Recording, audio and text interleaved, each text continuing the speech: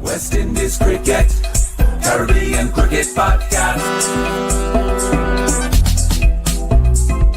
West Indies Cricket, Caribbean Cricket Podcast. West Indies are back. Today, West Indies took India there. Up until now in this test series, India must have thought they were playing a tier 2 side.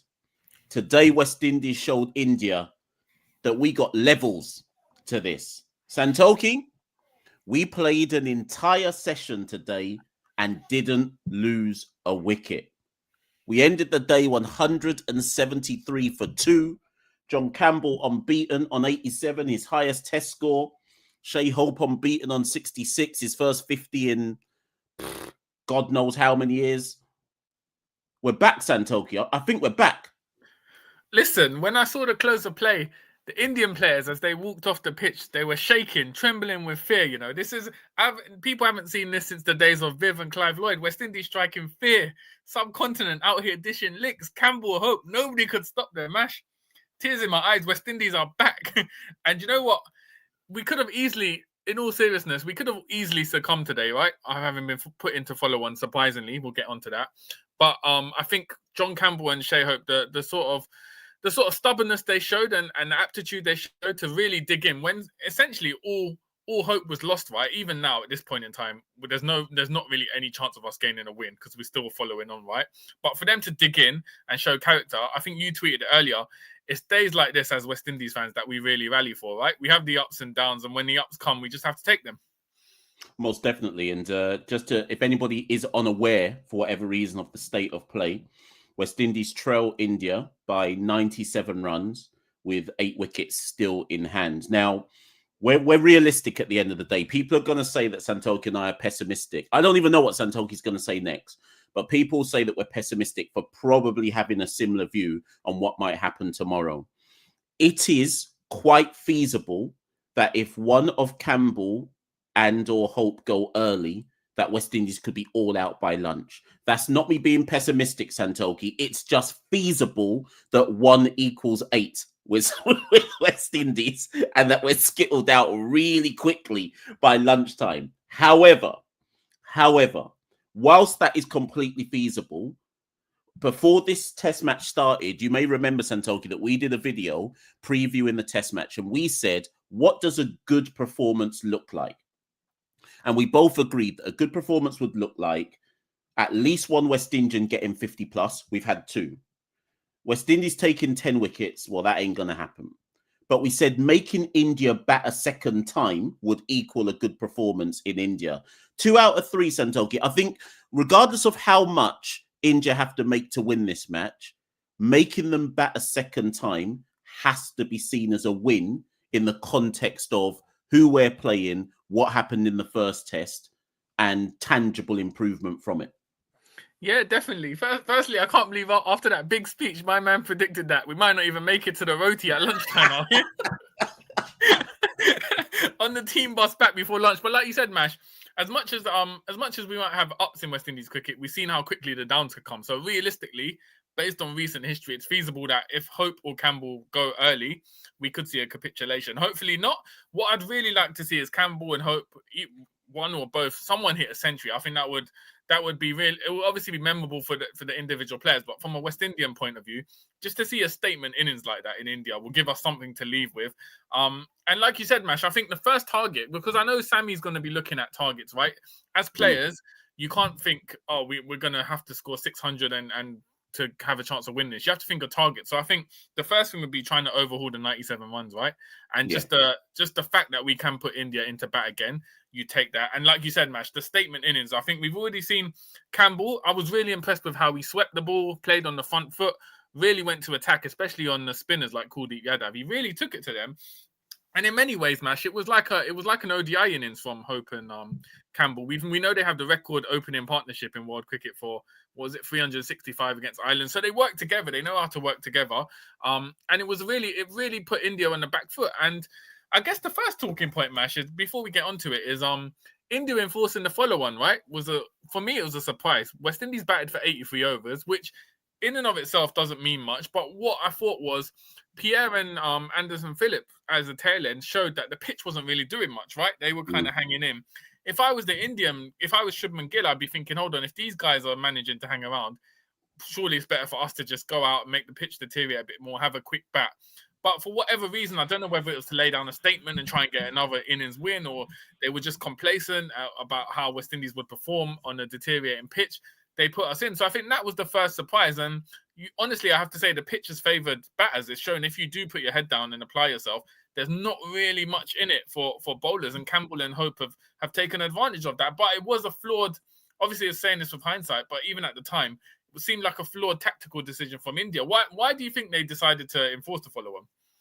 Yeah, so as JE says, I don't get India enforcing the follow-on. Made no sense with so much time left. We are in an era now of international cricket where no one really enforces the follow-on, really and truly. And so, again, if you're in the Caribbean Cricket Discord, if you want to be in the Caribbean Cricket Discord, become a patron, and I'll send you the Discord link for as little as £2, £2, £2, to whatever your currency is. But in the Discord all day, I was going, well, obviously India are going to bat again. And particularly when, as you say, when Pierre and Phillip were batting, I was like, well, even if India were thinking about enforcing the follow-on, because Pierre and Phillip basically played so much time. Let's not forget, Santokie, by the time we were bowled out, we'd actually batted 81 overs. To put that in perspective, that's basically our 2 innings from the first test added together, right? So generally in cricket, if the opposition bat 81 overs, your bowlers need a rest regardless, right? And so I had just naturally assumed. In fact, the first time I knew we were following on is when I think Panda Steph said in the Discord, West Indies are following on. And I was like, huh? And so I can't work out. For me, it has to be one of 2 or 3 things. Either India had a game plan before this test match and they were going to follow it through no matter what the match situation was. So they must have already assumed, right, we're going to bat first. We only need to bat once. West Indies are shit. So whatever they do in this match, once we get our 500 plus, we're going to bowl them out twice. So either they were dogmatic and were like, this is our game plan and we ain't moving from the game plan, which if that's what they were on, to me, that's dunce, right? So maybe that was it. That was their game plan. Or 2, Shubman Gill made an audible call and just said, boy, I feel like we can just get them again because they're so brittle. So we're just going to bowl. And that's just it. Or 3, is there even a... Or 3, it's just pure arrogance. Just arrogance. So not even dunce. The other side of dunce is just... Well, you can be arrogant and dunce, right? But it may have just been pure unadulterated just arrogance that we're so good, we can just do this to West Indies. Because I can't work it out any other way. I mean, yeah, I think, well, firstly, I think Shubman Gill, he surely must have talked to Bumrah and Siraj and they must have said, oh, look, we're ready. We can bowl again for a second innings. I think realistically, Gill was hoping that, West Indies in there, if they were followed on, there could be a chance that they would be bowled out today, right? Game over by day 3.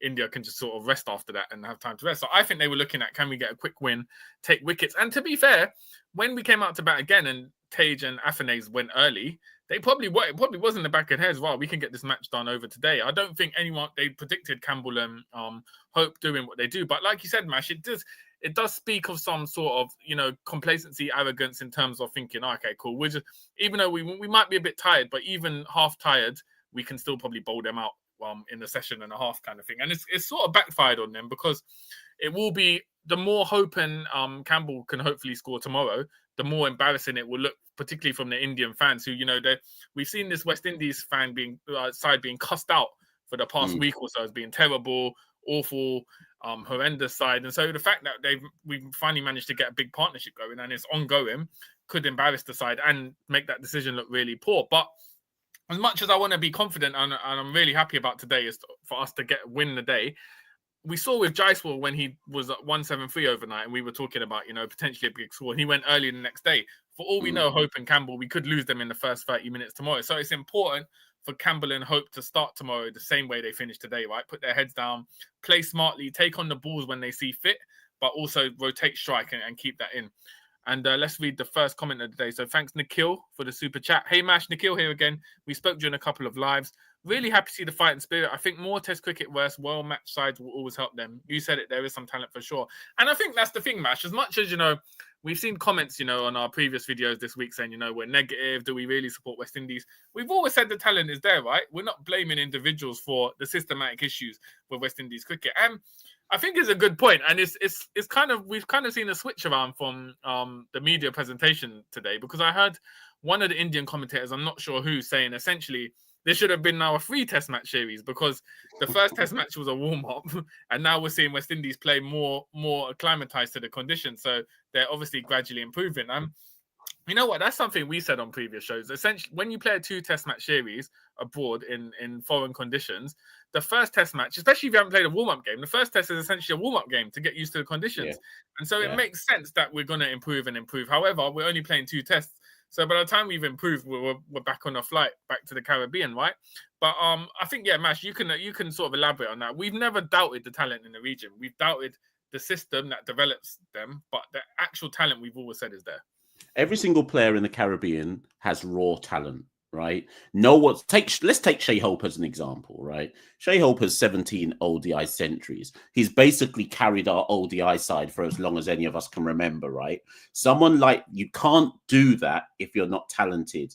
It would be completely reductive to look at his test career and then just say, well, he just can't do it, right?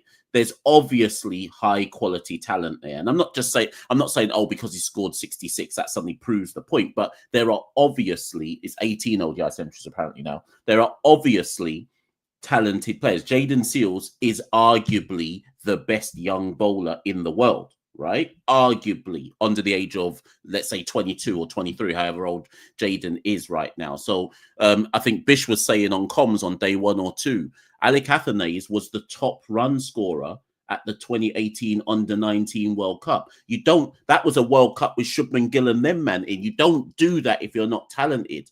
But the matriculation for these players from raw talent to world-class ability is basically it's negligible. We don't have a clear system. Someone said to me the other day, they were cussing me. I can't remember the name of the guy who was cussing me in the comments. And he was going, you love to cuss our domestic system and say it doesn't produce somebody. Well, how was Jayden Seales produced? And I said to the guy in response, do you know how many first-class games Jayden Seales played? 1. That's all he played. Jayden Seales wasn't developed through our first-class system. He was a raw... Alzhari Joseph was the same. Raw talent from under-19 level, who he looked at and went, we think you can make that jump straight from under-19 level, straight into the West Indies team. So our developmental pathways just relatively non-existent. You could even add Shamar Joseph had only played 3 games. Yeah, came out from back of bush and just came straight into the West Indies team. Exactly. So exactly right. And I think also you can see the flaws in the developmental system, because Bish on commentary did make a good point. He said when Athanaze made his debut 2 years ago against India at home in the Caribbean, he was talked about as the future of West Indies cricket, right? Now he's 26, so that time is now. There is no future. And if you look at our side, Jayden Seales is actually the only player in this 11 under 25. Everyone else is over 20. Like Tejnaman Chanderpaul, because he's played so few games regionally and even internationally, we still think of him as a youth man, but he's 29. Yeah, he's a big man now. Yeah, and even someone like an Imlak, I think, is 28, 29. So this isn't even like a young experimental side. This is essentially the most, honed players from our domestic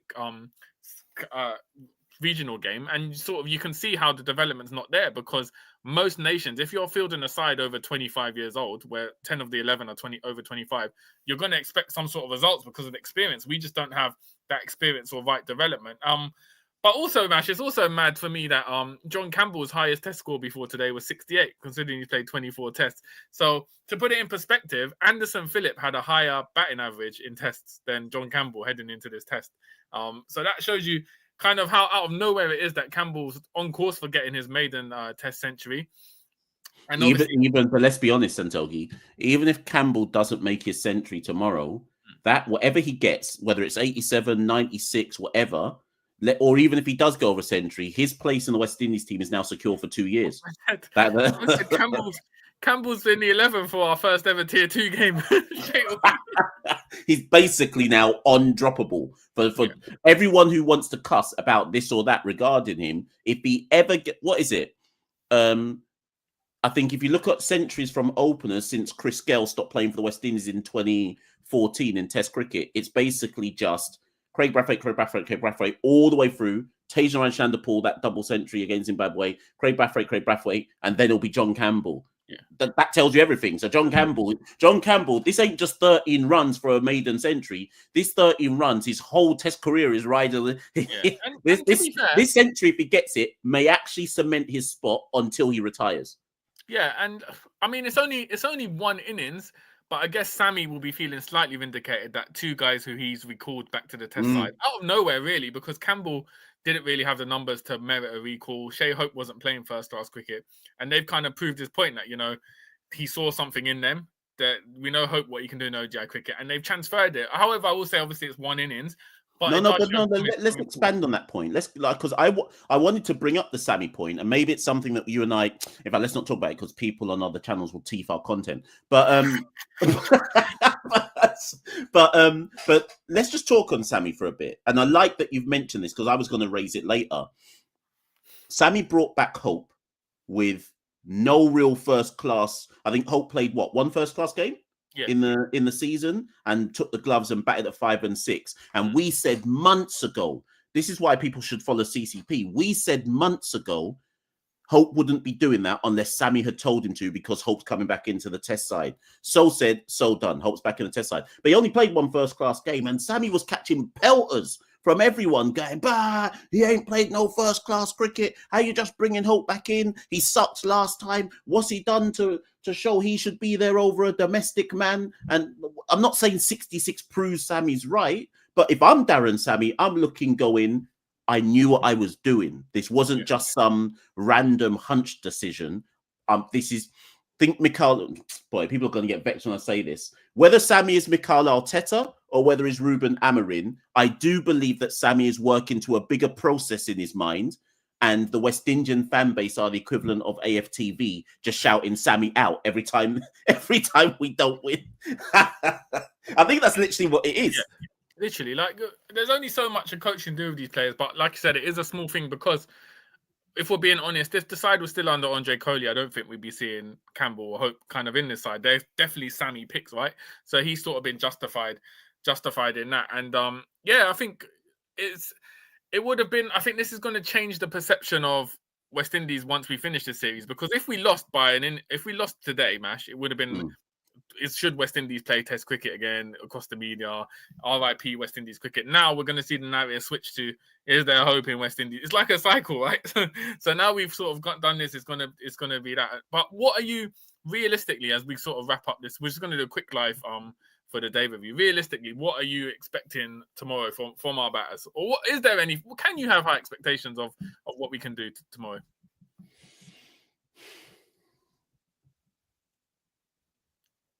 I'm going to give you two extremes. Yeah. At the top extreme of this is best case scenario for West Indies, I think we set India.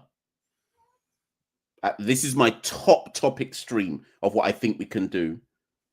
We set India. I'm crunching the numbers in my head. About 170 or 80 to win. That's at the top extreme of what I think we can do. And then India win by 7 wickets. I think that's the best case scenario, right? I said Campbell 3-3-3 tomorrow. I don't know. I don't know where the runs. I don't quite know how the runs are coming, but that's at the top of the extreme. India set about 170, and we bowl down 3-man. And you know what, Santokie, if that happens, I'm taking it. If that happens, I'm taking that as moral victory. At the worst end of the spectrum, India bowl us all out, take the remaining 8 wickets quick time, and we set them 3 to win. And obviously, and even then I'm still taking it because India had to bat a second time, but that's the worst end of the extreme. Ideally, Santokie, what we want to see is just a fight. Something that makes, if we could put something on the board that at least causes India to have to sweat, even if it's just a little second of sweat, then I think they've done their job. Yeah, exactly. Right. So, I mean, my expectation is that we can get past the 97 runs, right? I think with 8 wickets in hand, surely we can. I mean, anything's possible with West Indies, but surely with 8 wickets in hand, we can put up an extra 100 runs and just not lose by an innings. So we'll see how that goes tomorrow. As I wasn't expecting it, Mash, but we're gonna have to set our alarms tomorrow, Monday morning, 5 a.m. out here. For real. Before you bounce, Santokie, I know Yeah. there's some super chats, so I should just put them up before we go for it. because I forgot yesterday. So Nikhil again says, "Great fight and heart. That's all. Love. It was a good pitch too. Thank you again for the super chat, Nikhil. Nikhil was back a third time with the super chat. Big up, Nikhil. Nikhil says, Machel and Santokie, as we come to the end of the series, just a small word on India. What's your objective assessment of 3 young Indian players, Jaiswal, Jurel, and Washi?" I'll say I'm a big fan of Jaiswal. I think as an opener, he's exciting. Like, he reminds me of like a David Warner type of guy. Very attacking. We've seen what he does for Rajasthan in IPL. He doesn't play much. He doesn't play much white ball cricket for India, but he's an attacking opener. I really like to see him. He seems to like West Indies because didn't he pile on the runs at home in the Caribbean, and then obviously the 175. Jurel's an interesting one. Jurel, for me, if I was to compare him to like an England player, it'd be like Ben Foakes, right? I think he's a very stable wicket keeper. Does a very good job, probably better than Pant behind the wickets technically, but in terms of batting, Pant's just that Bairstow, Jamie Smith guy, like exciting, fireworks, can do it all. So I think Jurel's always going to be sort of an understudy to Pant unless he comes in as a specialist sort of batter. And Washington Sundar is an all-rounder that every team would sort of love to have in it. We saw what he did against England, and he's very handy with the ball and specifically the bat, right? So it is a talented. I think that's the thing, Mash. This is a very, very good India side, right? They drew 2-2 away in England. So for West Indies to put up some fight is obviously a credit to West Indies. But also we have to admit that, India are very, very high class side. Last 2 super chats. Anurag says, read somewhere that out of the last 6 tests West Indies have played in India over 3 tours going back to 2013-14, this will be the first time a match has gone into the 4th day. Well batted, Hope and Campbell. Boy, the Darren Sammy haters won't like that stat. Yeah, no, listen, and I think that's what we alluded to, India sort of changing the nature of the pitch, right? They've made it more batting friendly. Normally it's a rank turner, like wickets tumble into spin in the first over of day 1. So that's obviously something a result of India changing their pitches. And do we have any more? Yeah, last super chat. Thank you, by the way, everyone, for the super chats today. Let me just find it. Last one from NM. He says, I like Sai Sudarshan. He's compact. Why do you not rate him? So this is because I said the other day, Santokie, that I thought his innings of 80-odd wasn't that special.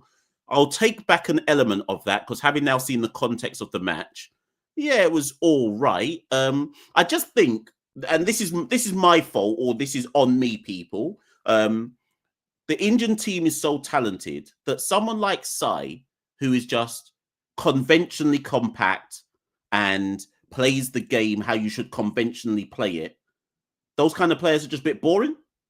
So they just don't stand out in any way to me. No, exactly. Funny enough, when I did, because obviously me and Mash do commentary for county cricket, I actually saw Sai Sudarshan play. He played 1 game for Surrey last season, and he's definitely improved since then. But I think this series he'll basically be remembered for that all-timer of a catch / hit from John Campbell, where he managed to hold on to it. But like you said, Mash, I think it's just he hasn't got, like we talked about Jaiswal and Rishabh Pant. He's essentially a reliable player, but not like a memorable one. But his technique and everything, like you said, is compact. And obviously he is a talented player. For India, it's interesting because most of the India players average over 50 in domestic cricket. I think so far in Test cricket, Sudarshan's averaging like 27 or something, but they persisted him at 3. So they obviously think highly of him. But Mash, we'll wrap it up there. As we said, a quick live to review day's play. We're back tomorrow for day 4. Who knows? It could be the final day of the series. But as ever, we rally, we support the Maroon, and we wish John Campbell and Shea Hope all the best tomorrow as they look to pile on the runs against a demoralised India attack in Delhi. So that's been it from the Caribbean Cricket Podcast. We're on Instagram, X, Blue Sky, Patreon.com. You can see below /Carib Cricket. Donate if you have anything you'd like to donate and help the movement. And we're on Facebook as well. That's it. Good morning, good afternoon, good evening, wherever you're watching this in the world.